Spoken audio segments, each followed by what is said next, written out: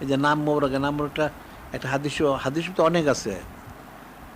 একটা হাদিস আছে, মান কানালো ইবনুন ফাসাম্মু মুহাম্মাদান ফালি ইউকরিমহু ওয়ালা ইয়াদরিবহু আম্মা ইয়াস্তাহি আহাদুকুম আয়াকুলা ইয়া মুহাম্মদ ওয়া ইয়াদরিবহু নাজা। একটা হাদিস আছে যে কার কোনো একটা সন্তান হইল, সেই সন্তানের সে নাম এই নূরে মুজাসসাম হাবিবুল্লাহ হুজুর পাক সাল্লাল্লাহু আলাইহি ওয়াসাল্লাম নামের অনুযায়ী রাখলো।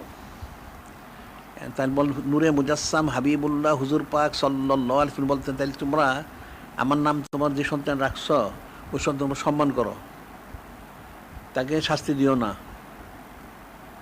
যে এই সন্তানকে আমার নাম নামে ডাকতে লজ্জা বোধ করবে আর যে তাকে শাস্তি দিবে না সে জান্নাতি হবে। সুবহানাল্লাহ আলাইহি ওয়াসাল্লাম।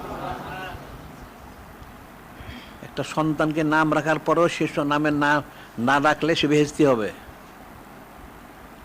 তাহলে কেউ তার বাপের নাম যোগাযোগ, তার বাপের কি ডাকে, বাপের নাম ধরে ডাকে কেউ? বাবার বাবা কই তো বলে। এখন নূরে মুজাসসাম হাবিবুল্লাহ হুজুর পাশের নাম আমরা কেন বলবো? যেখানে আল্লাহ পাক বলতে বলছেন নূরে মুজাসসাম হাবিবুল্লাহ হুজুর বল, সেখানে আমরা বলবো। কালেমা শরীফ হোক বা যা আছে গুলি সেখানে বলবো। আর অন্য জায়গায় আমরা কেন বলবো? ওখানে আমরা লগবিত যথেষ্ট, উনি রসুলুল্লাহ, উনি হাবিবুল্লাহ, উনি সাইয়্যিদুল মুরসালিন বলেই তো যথেষ্ট। সবাই দুনিয়া সবাই চিনবে, কিন্তু আলাদা তো কিছু নাই। তাই যে অপ্রয়োজনীয় নাম নেওয়া তো এটা বেয়াদবি। উনি স্পষ্ট আছে, আম্মা ইয়াস্তাহি আয়াকুলা ইয়া মুহাম্মদ ওয়া ইয়াদরিবহু নাজা। কেউ যদি কোনো সন্তান, এই জন্য সন্তানের প্রত্যেকের ছেলে মেয়ে সবাই নামই হয় মুহাম্মদ না আহমদ রাখতে হবে, এটা তার মূল নাম। আরেকটা তার নাম রাখতে হবে যেটা ডাক নাম বলে, যেটা একটা ডাক নাম রাখতে হবে, ওই নামে সে তাকে ডাকবে, সম্বোধন করবে। এই নামে যে সে কখনো না ডাকে। যদি এই নামে ডাকতে লজ্জা বোধ করে, আমি কী করে ডাকি? এটা তো নূরে মুজাসসাম হাবিবুল্লাহ হুজুর পাক সাল্লাল্লাহু আলাইহি ওনার নাম মোবারক। এই লজ্জা বোধ করে যদি না ডাকে তাকে, তাইলে সে বেঁচতে যাবে। সুবহানাল্লাহ। তাহলে আমরা কেন ডাকবো?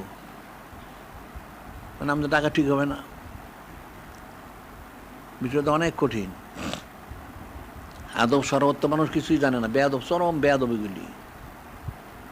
আল্লাহ বললেন যে আমার হাবিব মাহবুব নূরে মুজাসসাম হাবিবুল্লাহ হুজুর পাক সাল্লাল্লাহু আলাইহি ওনাকে তোমরা তোমাদের মতো সম্বোধন করো না।